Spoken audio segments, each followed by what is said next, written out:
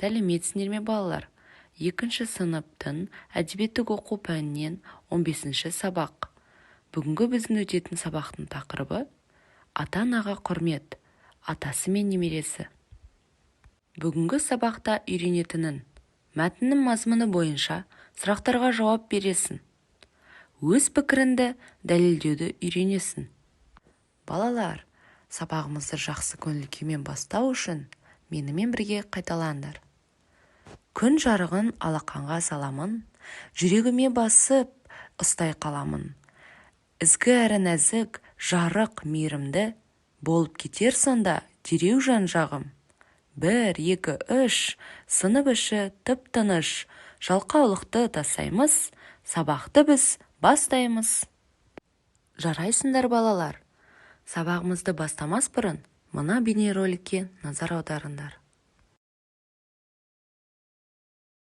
Ертеде Күлік деген ауылдың маңындағы Жылуан өзенінің бойында кемпір мен шал өмір сүріпті. Олардың қартайғанда тапқан Есен деген жалғыз баласы болыпты. Есеннің әкесі отбасына асырау үшін күнделікті дарияға ау салып, нәпақасын сонымен табады екен. Ал анасы болса, бақшалық жердің басына барып, күн ұзаққа кетпені қолынан түспейтін болыпты. Есеннің өзі бұғанасы қатпаған жас бала болғандықтан бір мезгіл үй жұмысын істеп, ал енді бір мезгіл ауқаттан артылған балықты көше базарына апарып сатады екен.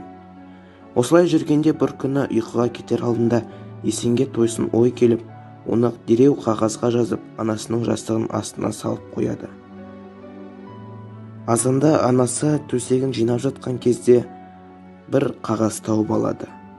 Онда жазылғаны мынау екен. Анасының Есенге күнделікті беретін ақшасы: бақтарды тазалаған үшін 50 теңге, отын жинаған үшін 30 теңге, тіл алғыш бала болған үшін 50 теңге, от жаққан үшін 50 теңге, барлығы 180 теңге. Кешке Есен базардан келсе, анасы сұраған ақшасын дайындап қойыпты. Алайда анасы ақшалардың жанына бір жапырақ қағазды да қалдырыпты. Онда былай деп жазылды екен. Есеннің анасына беретін қарызы: осы үйде өткізген 10 жыл бақытты өмір үшін ештеңе, 10 жыл ішінде ішіп жеген үшін ештеңе, ауырған кездегі бағым күтім үшін ештеңе, жақсы ана болған үшін ештеңе, барлығы ештеңе. Қағазды оққаннан кейін Есен ұялғаннан қатты қызарып кетіпті. Содан соң бақшада жүрген анасына барып, кешірім сұрап, ақшасын қайтарып беріпті. Балалар, бірінші тапсырма сурет бойынша әңгімеле. Сендерге сәттілік тілеймін. Жақсы балалар, енді менің жауабымды тыңдаңдар. Суретте немересі атасына сұрақтарын қойып жатыр. Немересі ертедегі адамдар қандай үйде тұрғандарын сұрап жатыр. Атасы өзінің өмірінде болған оқиғаларды айтуда. Ертедегі адамдардың жыл мезгілдеріне байланысты көшіп қонып жүргендерін, киіз үйде тұрғандарын айтты. Бала қатты таң қалды. Балалар, екінші тапсырма түсініп оқы. Мұқият тыңдаңдар. Атасы мен немересі. Ержан атасының қасына ентелеп жетіп барды. Ата, мен өлең шығардым, деді танауы желпілдеп. Қандай өлең? Деді атасы. Жақсы өлең. Онда оқып жібер. Ержан өлеңін оқи бастады. 1, 2 жақсы оқы. 2 алсан, бүрсиесің, 3 алсан, мүрсиесің, 4 алсан, қуанасың, 5 алсан, бақырасың. Шынында жақсы өлең екен. Тек 5 алғанда неге бақыратынына түсінбедім, деді атасы. Соны да білмейсіз бе? Өте қуанғаннан бақырмай ма? Атасы немересінің басынан сипап, бетіне бетін тақап құшақтады. Мен жұмбақ та шығарғам. Кіп-кішкентай бойы бар, алтын қолы бар. Ол не? Деді Ержан. Капуста, деді Бақытжан.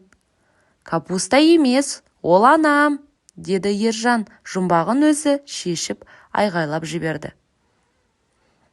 Қалайша анаң болады, деді атасы. Мүмкін емес. Анамның бойы әкемнен кішкентай ғой. Анам қолымен бәрін істейді. Немене? Басқа жұрт аяғымен істей ме? Деді атасы қарсылық білдірді. Сіз тамақ жасай алмайсыз, еден жуа алмайсыз, кеудеше тоқуды білмейсіз, бәліш пісіре алмайсыз, алма бәліш.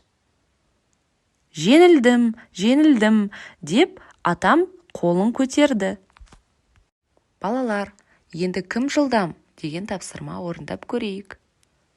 Ержанның атасы кім? Бақытжан деген кім? Зейнеп деген кім? Мүрсиесің деген не? Осы сұрақтардың жауаптарын айтыңдар. Жақсы балалар, енді мені мұқият тыңдап, өз жауаптарыңды тексеріңдер. Ержанның атасы жазушы, Кеңес одағының батыры, халық қаһарманы Бауыржан Момышұлы. Бақытжан, Ержанның әкесі. Зейнеп, Ержанның анасы. Мүрсиесің, Ержанның өлеңде ұйқас үшін қолданған сөзі. Балалар, үшінші тапсырма. Ержан жұмбақ арқылы не айтқысы келді? Жақсы балалар, енді мені мұқият тыңдап, өз жауаптарыңды тексеріңдер. Ержан жұмбақ арқылы анасының қолынан бәрі келетіндігін айтқысы келді.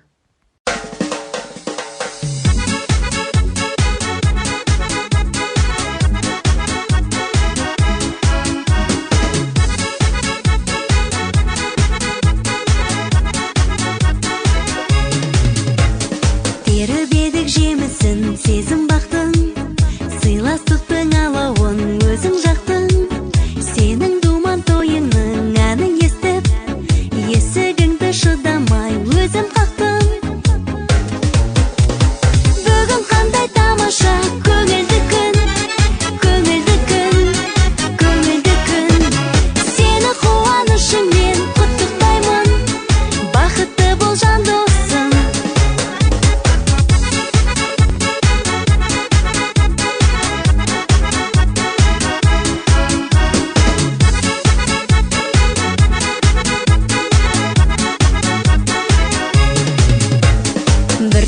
Отырдың өміргеніп, жүзің бал-бұл жадырап көңілденіп, есігіңнен мен көріп келгенімде, қуандың ау балаша мені көріп. Бүгін қандай тамаша, көңілді күн, көңілді күн, көңілді күн. Сені қуанышыңмен құттықтаймын, бақытты бол жан досым.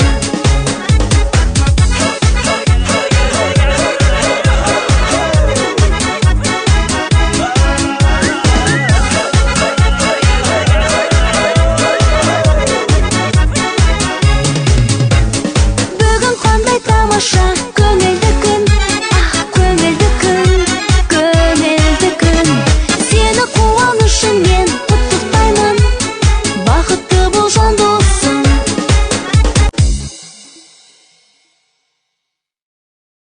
Балалар, төртінші тапсырма.